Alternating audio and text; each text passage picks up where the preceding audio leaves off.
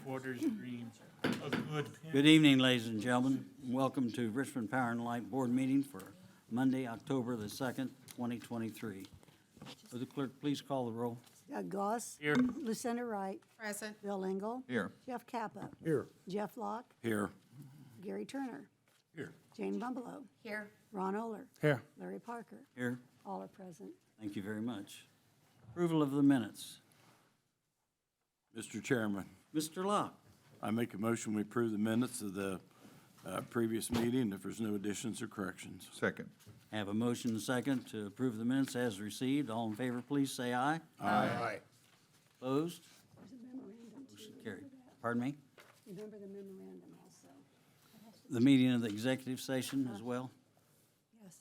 Yeah. Mr. Chairman, I'll amend the motion to include the special meeting as well. Second. Thank you. All in favor, please say aye. Aye. Opposed? Motion carried. Thank you very much. Bills to be approved. Mr.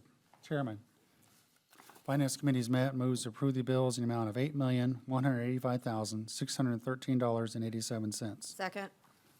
Have a motion and a second to approve the bills in the amount of $8,185,613.87. All in favor, please say aye. Aye. Opposed? Motion carried. Thank you. Any unfinished business to come before the board at this time? Hearing none, remarks by General Manager. Good evening, everyone. Good Good evening. evening. Good evening. First thing on the agenda this evening, we're going to ask to open bids on a new compact pickup, but first I would like to present to you the publisher's affidavit showing we did publish this twice, September 9th or September 6th and September 13th, so we'd like to present that to you for your approval. Mr. Chairman, Mr. Oler, move that we accept proof of publication. Second. have a motion to accept proof of publication, place on file. All in favor, please say aye. Aye. Opposed? Motion carried. So we are requesting to open bids this evening on a new 2023 or 2024 compact extended cab pickup truck for the engineering department as previously approved in the 2023 capital budget. We do have one bid, so if it's okay, I will open that and we'll find out who it's from and the amount.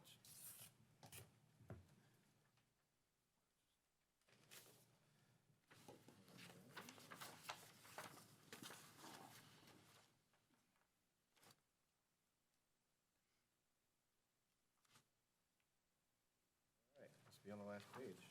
Yep, it is. It's like a 2023 Nissan Frontier. Price is $41,928. We do not have a trade for this particular vehicle, so that it's interesting though. They say the price is $41,928 and the total price is $43,628.88. So I don't know why it jumps $2,000, but. Who's the bidder, please? I'm sorry, the bidder is Cronin Automotive Group. They say this vehicle is actually in stock. Oh, my goodness. A lot of vehicles were Wow. Ah. What was the second number you gave? 43? Yeah, two prices. One's $41,928. The second one's $43,628 and 88 cents.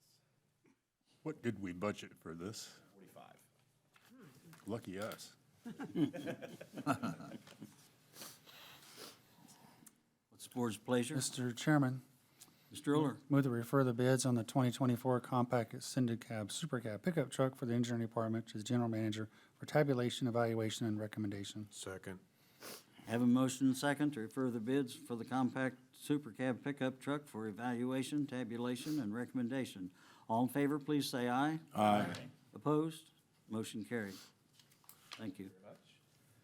The next item on the agenda is a request to receive bids on a new 12-inch drum-style wood chipper for the mine department as previously approved in the 2023 capital budget. We are requesting bids for this particular unit with and without a trade-in. As we've been getting some quotes, just to make sure that as we put bid specs together, nothing has been submitted, of course, but just working on getting the bid specs put together. We're seeing that Availability, of course, is in question, so we would like to possibly, depending on how good of a trade we get, we may end up keeping this as a backup, but we'll see what we get bidding it both ways. So we are requesting bids on this particular unit. It's the board's pleasure. Mr. Chairman, Mr. Locke. I'll make a motion to receipt, the request to receive bids on the 12-inch drum-style wood chipper for the line department as previously approved in the budget. Second. Have a motion and second to request to receive bids for the 12-inch drum-style wood chipper for the line department. All in favor, please say aye. Aye. Opposed? Motion carried. And if it's okay, I'm just going to go through a few things that have occurred over the last month. So first, we did end up having a wellness fair for our employees. This took place on September 13th. And Reed Health provided blood work, blood pressure, height, weight stats, and flu vaccines for those that were interested, bone density scanning, grip strength, and registration for some of their wellness testing. We had approximately 60 of our approximately 90-plus employees that did partake in the wellness fair. We also had vendors there, including Rare Breed Fitness, American Wellness, Legacy CMOS, Pathways to Positive Change, and Relax and Radiate.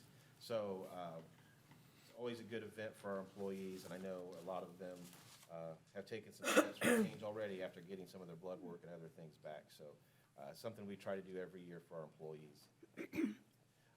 Another thing that occurred, this occurred the next day, we had a Power Partners event. Our guest speaker was Jack Alvey, which is President and CEO of the Indiana Municipal Power Agency. I know many of you were able to attend that, as well as many of representatives from companies in our community. I thought it would be good just for the general public to go over a few of the slides that Jack presented, and because it's just good information, again, about our power makeup. One of them that he presented was, and this is, I just pulled these directly from his presentation. It was IMPA's changing portfolio. And as you can see, back in 2013, it was 73% coal and about 4.3% renewable. As of this year, we're now at, the portfolio is 57% coal and 13% renewable. So seeing a positive change in that direction. Jack talked a lot about their solar parks in all of the communities. They have 46 sites in 26 communities.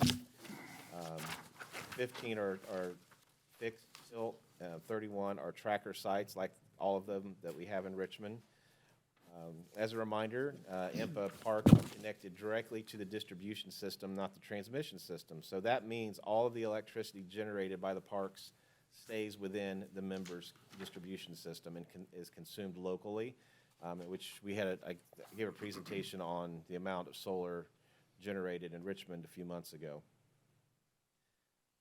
So he did go a little bit in depth on Solar 7 in Richmond, which should be energized this month. They, of course, like a lot of things that we talk about here, we're having supply chain issues. But for example, Solar 7, which is out by Rose Hamilton School, has 15,000 panels. It sits on 49 acres, including the wooded area, generates almost 5 megawatts, and it took between 8 to 10 months to construct. Just a map showing where it's located. This shows the layout. And I guess the reason Jack showed this is that to prove the point that they do not come in and clear cut a site. They do leave as many of the trees in place on a lot when they acquire it. And this shows the finished product of this one. In addition, he showed this picture because it shows the amount of landscaping they put around their solar parks when they are against residential neighborhoods to help provide some buffer.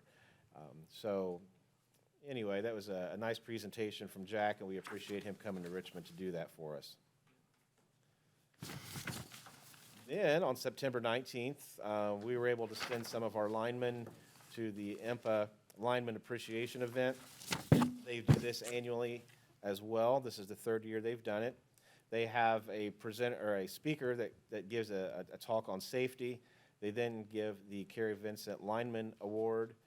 Of course, if you go to anything at IMPA, they serve you a very good lunch. And then they had some vendors and some activities. So it was nice that we were able to send some of our guys over to that. As a reminder, I know you just finished up the city budget this evening, and now it's RP&L's turn. We will be delivering the budget books to you later this month. We'll introduce the budget November 6th.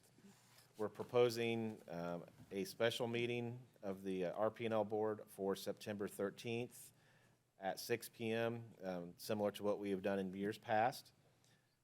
Then we would be potentially asking you to consider the budget on December 4th, and if you needed an extra meeting, of course, we would come back on December 11th, or whatever your meeting would be. I guess that wouldn't be the 11th, it'd be the 18th.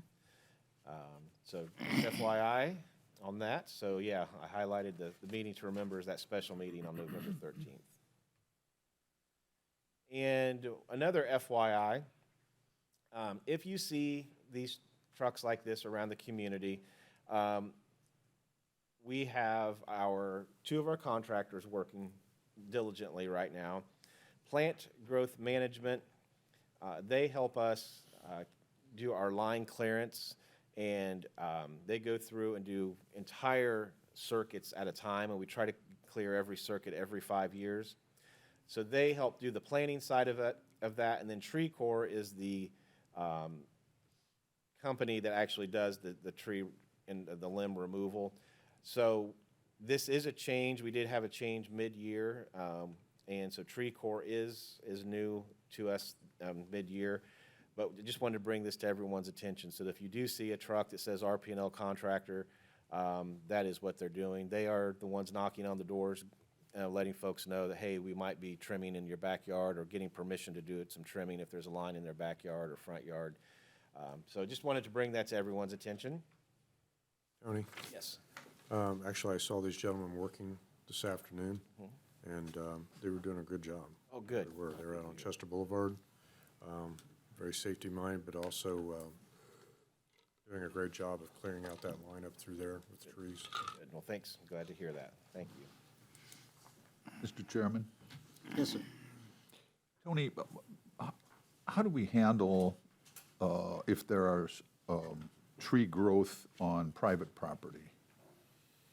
You know, we will clear it if it's in the right-of-way. If it's on private property, it's the homeowner's responsibility. Okay. All right. Thank you. And finally, I passed out some ink pens, because we're giving out ink pens at the customer service office this week because it's Public Power Week. So the American Public Power Association does this annually, and it's simply put, it's to remind everyone about what public power is. And what it means is that decisions about how the electric utility is run is made by the people who live and work in the community, not corporations. Public power utilities are rooted in the community and committed to the communities they serve, and invest their revenues directly back into the community. As you all know, we don't report to shareholders. We report to the citizens of Richmond. There are approximately 2,000 public power communities in the United States. They serve over 49 million citizens, and 2,000 communities, 49 million citizens, and about 93,000 public power employees. So just wanted to remind everybody about that this is Public Power Week. So that is all I had tonight. Thank you. Any questions of the general manager at this time? Hearing none, what is the board's pleasure? Move for adjournment. Second? Motion second to adjourn. All in favor, please say aye. Aye. We stand adjourned. Thank you. Thank you.